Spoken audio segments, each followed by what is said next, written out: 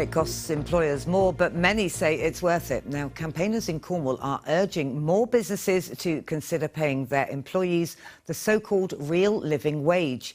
They argue that paying staff the higher hourly rate could help take families out of what's known as in-work poverty. There are currently around 300 firms in Cornwall offering higher wages than they legally have to. With all the details, here's our Cornwall political reporter, Seb Noble. Holiday season over, maintenance time at this caravan park near Padstow. Staff here have been paid the real living wage since 2015. Warren's among them. He says receiving it makes a big difference. The nature of where I work here, you've got to drive to work. So like I say, just the fact, running a car, tax, insurance, petrol costs, that helps with that to be able to get to a job. So that's the minimum. Just say if you wanted to go out downtown for a drink, say for instance, you don't get much change from about 13 quid. So that's more than an hour's take-home pay. The park's owner admits paying it costs him an extra £70,000 a year, but insists it's worth it. I'm not having to spend as much recruiting, I'm not having to spend as much training. So I'm getting more value for my bucks when it comes to recruiting and retaining staff.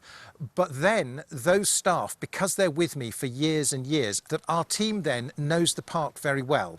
That means they help with the guest experience.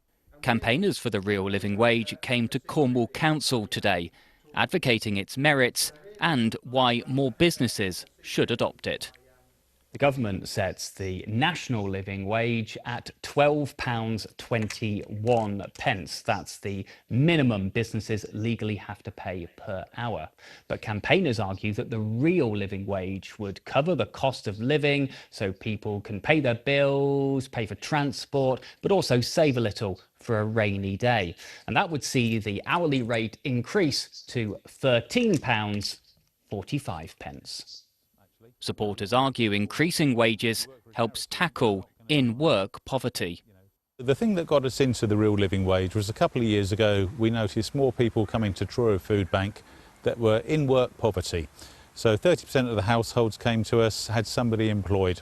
As I'm speaking to you today, that's down to 21%. So that has been a material change that we have seen over the last couple of years.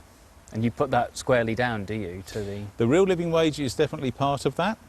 However, it's thought some hospitality firms in Cornwall could struggle to afford it.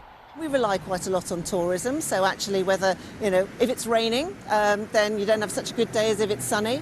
So there's a lot of variables that they have to take into consideration.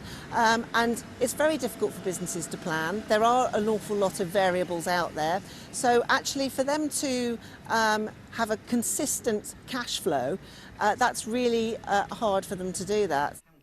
Campaigners say businesses shouldn't be forced to offer the real living wage, but hope more can be persuaded as firms pay their money and take their choice.